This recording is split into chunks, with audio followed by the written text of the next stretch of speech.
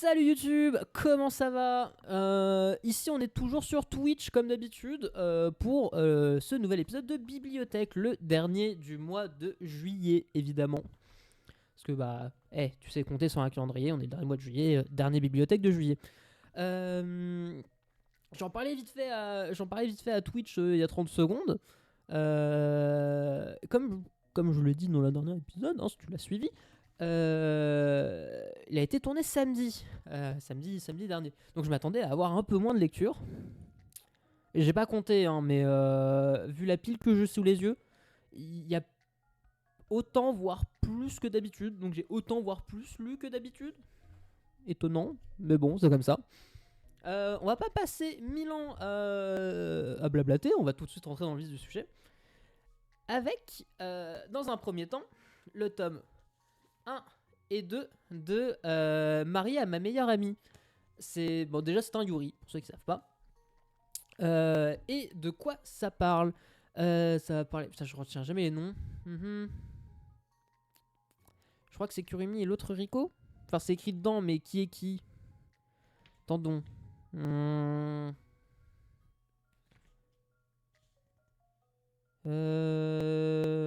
Ouais, c'est ça. Là, il y a Kurumi... Non, attends. Putain, je viens de le lire. Ah toujours aussi doué, comme d'habitude. Ouais, c'est ça. C'est Kurumi et Ruriko. En gros, c'est deux meufs c'est deux meilleures amies qui se font une promesse. En mode, elle veut découvrir elle veut découvrir ce que c'est la vie de personnes mariées. Voilà. Sauf qu'elle est pas très chaude, la personne. Et ils disent ça en fait le jour du mariage de leur de leur autre meilleure amie. Et un jour, elles se font la promesse en mode viens, dans 5 ans, on se marie si on a personne. 5 ans plus tard, ça fait déjà quelques années qu'au Japon, le mariage homosexuel est autorisé. Et du coup, elles se marient. Et on va découvrir un peu en fait leur vie ensemble, comment ça se passe, comment ils s'organisent. Le fait que c'est un peu... mais Havas, on s'en bat les couilles, putain, des Jeux Olympiques. Non mais Avast, tu niques ta mère aussi. Non mais... Ces antivirus aussi. Du coup, oui. Je disais donc... Maria et ses meilleurs amis découvrent leur vie de couple. Et en fait, ils vont aussi voir... Enfin, t'as toute cette histoire autour de... son meilleur ami, mais est-ce que ça va être un peu plus que ça ou pas? Et ce qui est intéressant aussi, c'est que les deux ont... complètement des manières de vivre complètement différentes. Il y en a une, c'est plutôt un oiseau de nuit. L'autre qui est plutôt en mode à se lever ultra tôt, à être ultra organisée, l'autre plutôt bordélique. Elle est autrice, enfin journaliste, mais du coup elle écrit des trucs aussi. L'autre est pâtissière. Et en fait, il y a tout ce micmac-là en fait, de la vie de la vie de tous les jours et comment elles vont s'en sortir, enfin pas s'en sortir, mais comment elles vont allier les deux. Et c'est très très mignon à lire et c'est assez intéressant. Enfin, en vrai, tu peux te retrouver dans certaines situations. Bon, même si selon votre genre, blablabla. En fait, c'est des situations quand t'es en couple que tu as plus ou moins déjà vécu. Et c'est en vrai, c'est très sympa à lire et très sympa à voir. Clairement, je recommande. Je sais pas en combien de tomes c'est. Là, les 2 premiers tomes sont sortis en même temps et vraiment très très bonne lecture. Voilà, on passe au suivant, qui est Licorice Recoil, tome 1.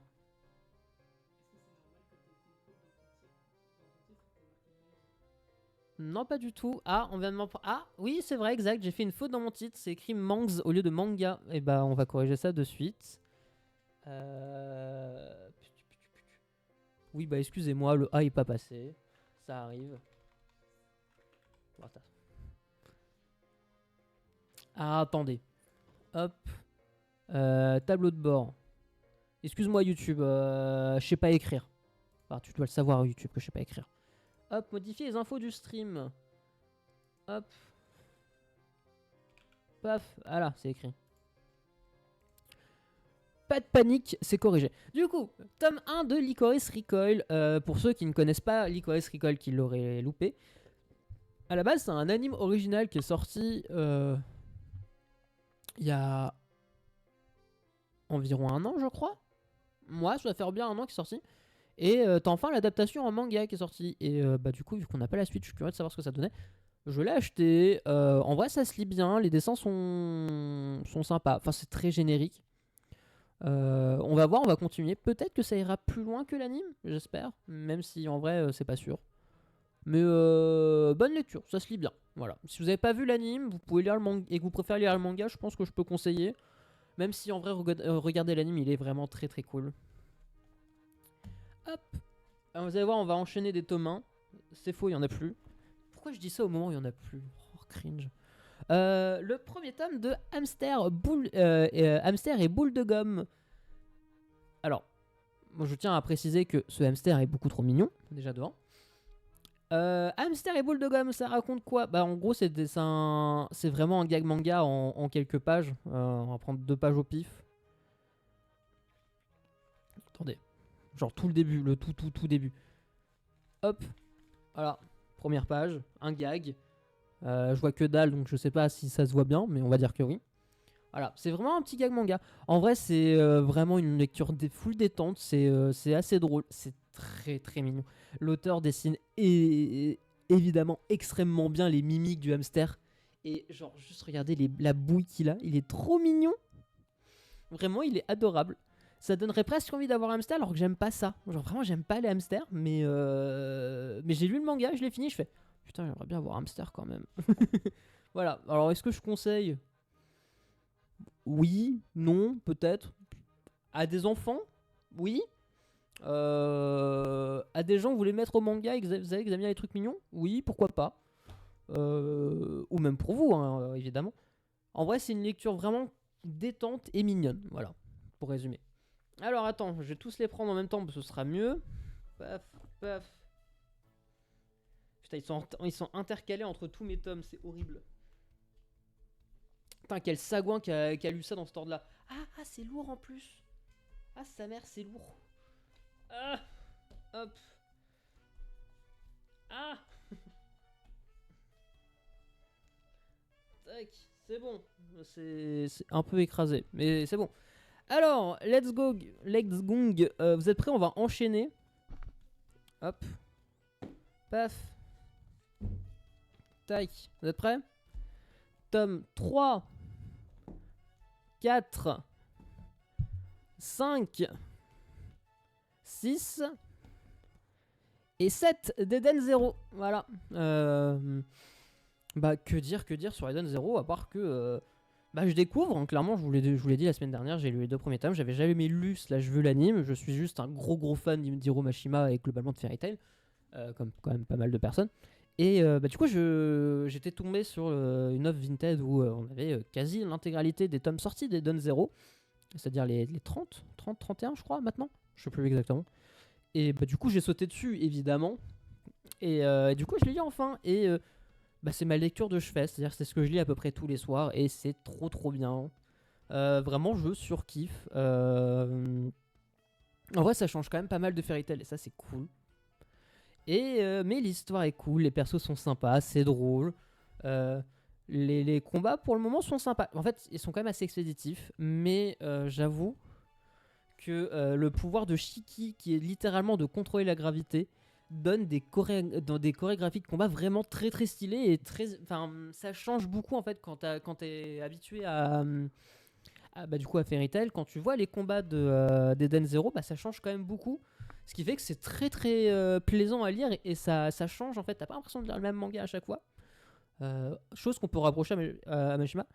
Et pareil, du coup, moi à la base, Eden Zero, le seul, même pas avis, mais c'est genre truc que je pensais d'Eden Zero, c'est ah ouais, c'est l'autre manga de Mashima avec des chara design qui ressemblent à ceux de Fairy Tail. Et bon, concrètement, les chara design ressemblent. Même si c'est marrant d'essayer de. C'est un jeu que j'ai beaucoup en lisant les tomes, c'est de me dire ah, mais attends, ce perso-là, en fait, c'est lui dans Fairy Tail. Et c'est très drôle à faire, je trouve. Mais en même temps, il y a vraiment des chara design qui ressemblent énormément, mais d'autres qui sont full inédits et un peu perché. Et non, vraiment, par contre, vraiment, Eden Zero, si vous hésitez à commencer ou quoi, ou si vous avez commencé et que vous avez pas aimé, je pense que vous avez juste pas aimé, donc tant pis.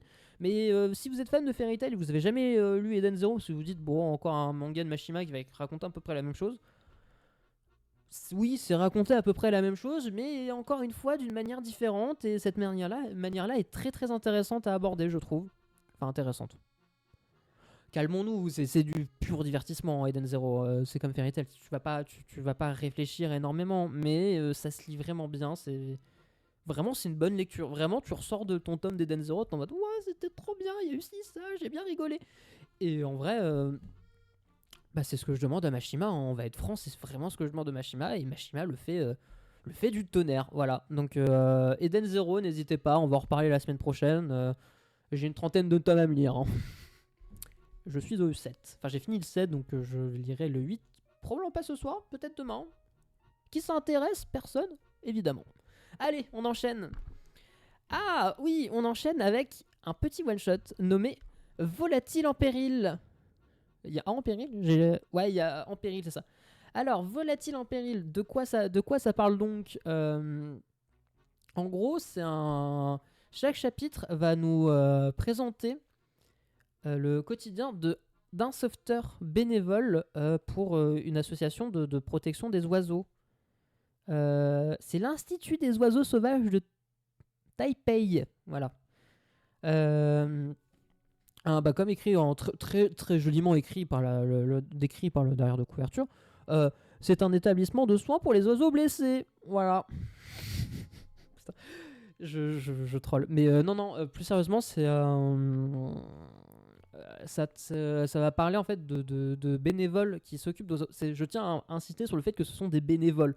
Genre, ils ne sont pas payés pour faire ce qu'ils font. Et vraiment, ils sont juste là, ils vont sauver des oiseaux dans l'objectif de leur rendre la liberté. Leur rendre leur liberté. Et c'est un manga très très intéressant. Alors, j'aime beaucoup les dessins déjà. Vraiment, c'est très très joli. Les oiseaux sont toujours ultra pipous. Genre, regardez ça, c'est des oiseaux, c'est des oisillons. Ils sont trop mignons. Attendez. Et j'ai le plus mignon des mignons. Ils sont là. Attendez, je vais les retrouver. Non, pas toi. Enfin, toi, si, t'es gentil, mais... Il y a une page. Il y a une page où ils sont... Je sais pas où elle est. Est-ce que c'est celle-ci? Oh, c'est celle-ci. Regardez-moi ça, c'est des bébés chouettes. C'est trop mignon les bébés chouettes. Voilà. Mais plus sérieusement, on va vraiment découvrir en fait le quotidien de soigneurs avec des petits tips sur la nature, sur comment des trucs comme ça. Et de base, c'est pas spécialement un sujet sur lequel je suis ultra renseigné sur la protection des oiseaux et tout ça, mais bah, ça reste de la protection protection animale, on va dire comme ça, c'est très bien. Ouais. Et c'est quand même un sujet qui m'importe un peu parce que j'aime beaucoup les animaux et je leur accorde quand même énormément d'importance dans la vie d'une manière générale.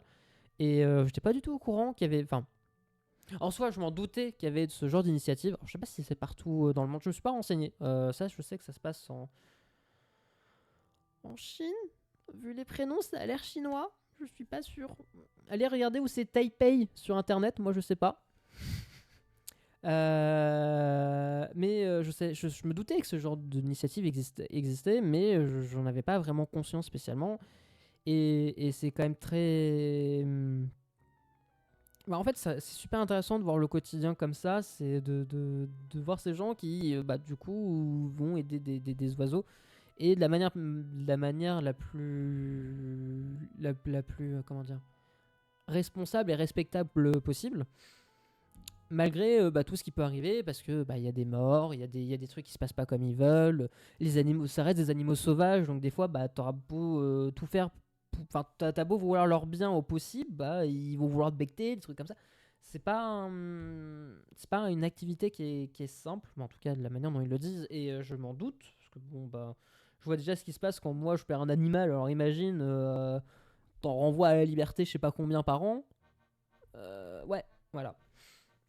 Donc voilà, c'est vraiment un one shot que je trouve très très intéressant à lire. Donc clairement je le conseille, on apprend plein de choses, les histoires sont cool et c'est des histoires vraies. J'ai oublié de le préciser, c'est des histoires vraies. Il faut savoir qu'à la fin de chaque chapitre, on a une mini interview en fait de la personne concernée qui raconte son histoire en fait tout simplement.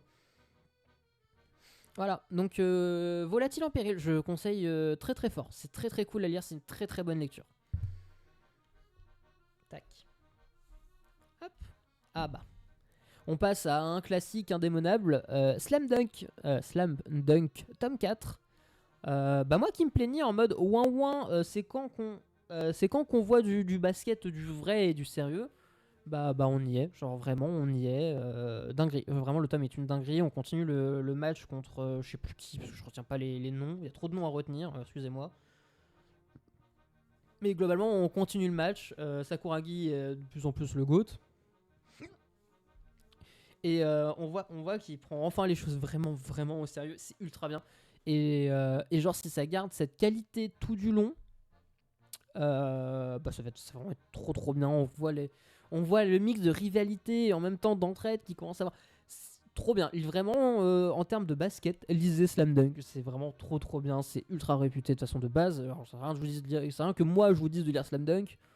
Tout le monde vous a déjà dit de lire Slam Dunk. Et logique en fait. C'est logique. Lisez Slam Dunk. C'est vraiment très très cool. Et je suis qu'au tome 4. J'ai trop trop hâte de lire la suite.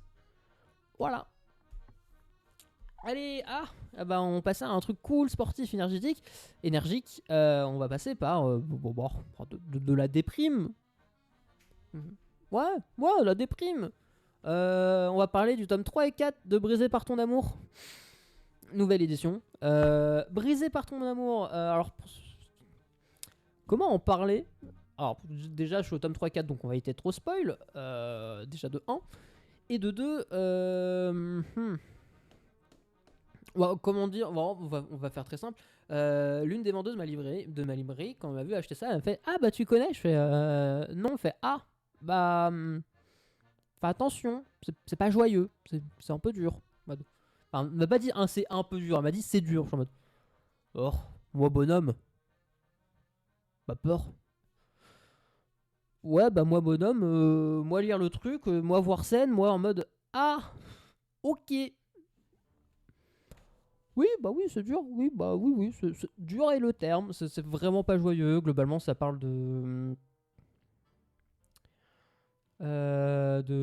personnes clairement maltraitées, avec une estime de soi très très faible, qui va globalement tomber, comme le titre, tomber amoureuse de quelqu'un, et à des niveaux un peu trop obsessionnel. Oui, obsessionnel le terme. Voilà, et du coup, on va suivre son histoire et tout ce qu'elle va faire à côté. Et bah, d'un côté, en fait, tu t'attaches à l'héroïne parce que t'as un minimum empathie, quoi. Tu vois ce qu'elle vit, t'es en mode, bah, c'est pas ouf. Puis après, tu vois ce qu'elle fait, t'es en mode, bah, c'est pas ouf non plus, quoi. Puis après, tu le vois faire des choses mieux. Tu fais, ah, bah oui. Et puis après, elle replonge. Donc, bon. Brisé par ton amour, et ce que je conseille évidemment, hein, c'est vraiment très très cool, c'est vraiment très très cool à lire. Clairement, je conseille. Mais ouais, faites attention, public averti. Faites gaffe quoi, c'est pas joyeux, genre vraiment c'est pas joyeux comme manga. Et du coup comme lecture, à fortiori. Hop, allez, on va parler de 3 autres livres. Tome 1, tac. 2, ouais, je les prends une main, ils sont lourds. Et 3, de Omniscient Reader Viewpoints, ou comme en français de France, où je préfère clairement le titre français, qui est Lecteur Omniscient, qui est un webtoon, très clairement, un webtoon que je lis de base, sur l'application Webtoon, hein, et que j'ai découvert là-bas un peu par hasard en voyant le titre. Je fais ça peut être cool. On a regardé le synopsis, je fais ça peut être cool. J'ai lu le truc, je fais c'est une dinguerie. Voilà à peu près mon idée. Alors je suis pas à jour, hein, donc m'en parlez pas, mais mais c'est très très cool, et du coup fait partie de mes lectures favorites sur Webtoon. Et je fais bon la version papier sort, donc on va acheter la version papier. Malgré le fait que certaines personnes disaient, dont le gros fan à compte français, disait que la trad est pas ouf, il y a des machins qui sont moins bien. Je vous avouerai que moi ça me dérange pas plus que ça, on va être franc. Donc, bah, je l'ai acheté. Et en vrai, vraiment, je la trouve très très cool cette édition physique.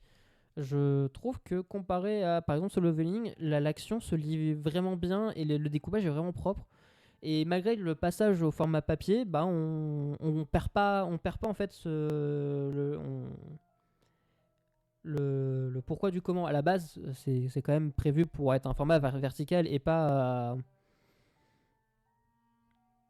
horizontal, découpé, avec une certaine pagination. Je sais pas comment le dire, sincèrement. Mais on perd pas en fait ces effets-là. Genre vraiment, ça se lit quand même très très bien. Le découpage est fluide. T'es pas en mode ah bah tiens, je suis perdu et tout. Donc je trouve l'édition vraiment très très cool en termes de découpage. Je peux pas parler de la trad parce que pareil que la trad est pas ouf. Moi, je peux pas vous en parler. J'y connais que Pouic. Je me rappelle très peu. Enfin, je me rappelle de ce qui se passe dans les premiers tomes. Est-ce que je me rappelle exactement du terme utilisé à la page 3, au chapitre 2, au cadre 3, au cadre 32? Non. Non, sincèrement, non. Mais très très cool de continuer. Moi, le seul truc que j'ai à déplorer, c'est le titre anglais que je trouve vraiment pas ouf. Voilà.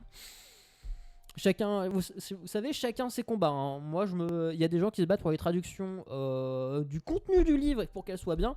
Moi, je suis en mode, non, mais le titre anglais, c'est nul. Pourquoi vous avez pas pris juste lecteur omniscient hein. Voilà, chacun ses combats. Dans tous les cas, 1, 2, 3. Si vous voulez essayer de lire lecteur omniscient, allez sur Webtoon et lisez quelques chapitres.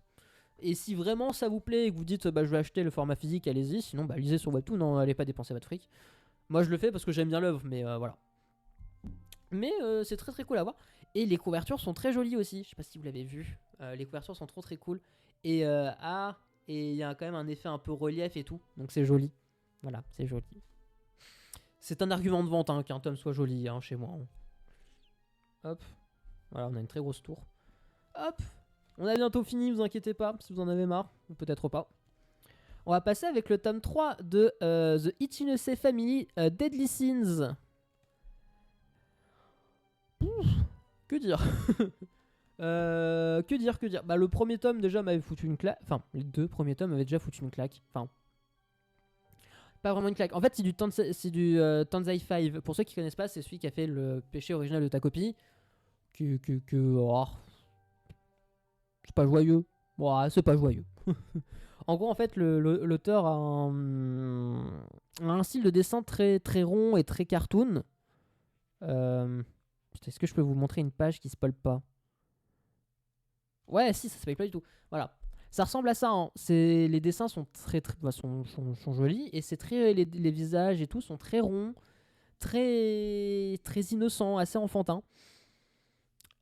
Et le contenu du livre en lui-même, c'est pas très très enfantin et très très mignon. C'est plutôt très très la déprime et très très les sujets un peu durs. Voilà, un peu beaucoup durs. Genre dans ta copie, c'est quand même l'histoire d'une enfant qui est maltraitée. Mais quand je vous dis enfant, c'est enfant. Genre elle va être maternelle, collège, même pas quoi. Enfin maternelle, ouais maternelle primaire. Donc ouais non, vous voyez, enfant, vraiment enfant. Et du coup, ce double tome de ta copie était sorti l'année dernière ou il y a 2 ans. Et du coup, ça c'est la seconde série qui est publiée en France de Tanzai 5. Et est-ce que c'est mieux peut-être ta copie? Ouais, je pense. L'histoire est un peu plus, enfin l'histoire est différente et un peu plus profonde. Et on va de révélation en révélation. Et c'est vraiment très très cool à suivre. Vraiment, déjà de base, tu sais pas trop où il va. Et là, en vrai, avec ce tome-là, tu sais encore moins où il va, mais t'as juste envie de le suivre et te laisser guider, te laisser j'ai pas le mot. Pas émerveillé. Bon, j'ai pas le mot. Mais en gros, tu te laisses prendre au jeu. Enfin, tu te prends au jeu vraiment avec plaisir et tu te laisses porter en fait par l'histoire qui nous conte et tout en te prenant dans les thèmes dans la gueule. Alors encore ça va ce tome là. En vrai ça va. Enfin, il y a des révélations mais il est pas trop dur je trouve. Mais vraiment très très cool. Lisez The Ichinose Dead Family. The Ichinose Family Deadly Sins. Voilà. Si vous l'avez pas encore lu, c'est très très cool. Vraiment, je recommande. Hop. Et on arrive du coup au dernier tome. Qui est Ansel Sakemichi. Voilà. Ou Yamamoshi no Pedal pour les vrais. Hein. Je fais pas partie de ces vrais là. Moi vraiment, je connaissais le manga de nom. Je savais qu'il était très très gros, enfin long, que c'était très très connu, que c'était très très attendu. J'avais vu l'arrivée du tome 1, qui était en demi-teinte pour pas mal de gens. Moi je vous dirais que le format un peu carton comme ça, avec les pages, ça me dérange pas plus que ça. C'est un peu chiant parce que du coup, ton manga il fait ça. Principalement chez moi parce que bah, il fait humide. Mais à part ça, moi ça me dérange pas plus que ça. J'avais bien aimé le premier tome. Je l'avais vraiment pris par curiosité parce que je savais que c'était un gros hit et que il y a beaucoup de gens qui l'attendaient et je voulais pas. Je voulais comprendre pourquoi plein de gens l'attendaient. J'ai lu le premier tome. Le premier tome était cool, vraiment cool, mais pas au-delà de me dire ouais c'est un gros banger, je vais tout acheter et tout. Je me suis dit bon, on va laisser sa chance au tome 2. Est-ce que je vais vous dire que c'est un gros banger? J'en sais rien, j'ai lu que 2 tomes. Est-ce que je vais vous dire que j'attends la suite et que je vais tout acheter? Là oui, là, clairement oui. Là oui. Bah c'est littéralement En gros on a le premier tome vraiment à full introduction à l'univers du vélo, au personnage de Sakimichi et tout ça. Et dès le deuxième tome on introduit un nouveau personnage qui va être une raison de plus en fait à Sakimichi de se lancer dans le cyclisme. Et en fait, voilà, tout simplement. Et on va le voir de plus en plus déterminé du coup à faire du cyclisme et aussi en fait à une certaine façon de prendre confiance en lui. Un peu, je pense que c'est un peu l'un des messages du manga, c'est de prendre confiance en soi malgré ton physique, parce qu'il a un peu un, il est pas épais quoi, il est pas épais. Bon bah c'est un peu le cliché du nerd, on va être franc. Et de dire que même si t'es un nerd, bah t'as quand même des qualités. On s'en doute, mais genre, tu peux arriver à faire ce que toi, t'as envie de faire et en ce en quoi tu crois. Ou tu peux te découvrir des talents cachés dans des domaines dont tu ne soupçonnes pas. Genre, pour lui, il est nul à chier en sport. Pour lui, tous les sports. Mais il va découvrir que bah, du coup, il est doué en cyclisme. Enfin, il est doué à faire du vélo, donc du cyclisme. Et voilà. Et du coup, bah, ça porte des messages quand même assez cool. Et bah, en lui-même, le manga est intéressant. Enfin, genre, c'est vraiment du manga de sport, mais un bon manga de sport. Vraiment, ça se livre vraiment très très bien. J'ai toujours un peu de mal avec le dessin. Enfin, c'est. Comment dire? De toute façon, vous voyez, c'est un style assez particulier, plutôt vieux, plutôt un vieux style de dessin, je trouve. Mais bon, ça se lit quand même bien et on verra par la suite. Et c'est ce que je vous dis. Vraiment, l'histoire a l'air d'être. Enfin, pas l'histoire. Les éléments qui se passent et comment ils sont racontés a l'air très très cool. Les personnages sont marrants, c'est cool. Vraiment, pour le moment, en vrai, pour le moment, j'aime beaucoup. Je retire ce que j'ai dit en mode haha lol, un manga sur le vélo. Bah non, bah finalement j'en ai pas rien à foutre du vélo et c'est vraiment très très cool. Voilà. Et bah écoutez, on va passer aux sorties de la semaine prochaine. Qui dit nouveau mois dit nouvelles sorties et dit plein de trucs qui vont sortir. En fait, je sais plus exactement ce qui sort, mais probablement pas mal de trucs. On va aller voir ça. Hop, je vous décale sur le côté. Je sors mon meilleur navigateur. Paf, paf, paf. Non, ok. Manga collect, tac, tac. Pouf, web. Ah oui, mais attends, il faut que je capture le web aussi. Je suis un peu con. Paf. Hop là. Oh putain, je suis vraiment en plein devant. Bon, c'est pas grave. Planning. Alors, qu'est-ce qui est prévu de sortir? Bon, il y a ça qui était censé sortir, mais je crois pas qu'il soit sorti. Faudra voir. Et. Non, mais vous voulez vraiment me faire flop à ce niveau-là? Ah, mais attendez, j'ai pas regardé les nouveautés. Attendez, on va tout regarder. Ça va être long du coup. Alors, ça, on s'en fout. Ça, c'est du cul. Merci. Putain, ce Twitch nique ta mère du coup. On l'a pas vu, hein. J'avais pas pensé qu'il y aurait pu avoir des hentai. Mode oui. Alors, est-ce qu'il y a des nouveautés qui sortent? Paf, paf, paf. Non. Ok, bon, on s'en fout. Ah mais rien qui sort en fait le 8 et 9.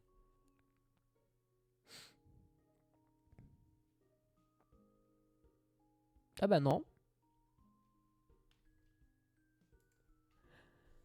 Bon bah YouTube, euh, c'est un peu un flop comme on dit dans le milieu. YouTube, j'espère que tu auras quand même apprécié cet épisode. Si tu veux venir... Enfin, non, excuse-moi, j'ai des bêtises YouTube. Si t'as aimé cette vidéo, n'hésite pas à t'abonner, à mettre un commentaire ou un pouce bleu. Et un pouce bleu. Enfin, fais tout ce que tu veux faire en vrai, tout simplement. Parle-nous de ce que toi t'as lu cette semaine. Est-ce que. Enfin, si tu as envie de parler des livres, de trucs que j'ai lus et que tu as envie d'en parler, n'hésite pas. Et si tu veux le faire tout ça en direct, tu peux nous rejoindre directement sur Twitch avec le lien quelque part sur la chaîne ou probablement un jour dans la description. Voilà. Bon bah je te souhaite une bonne soirée YouTube. Allez, bisous.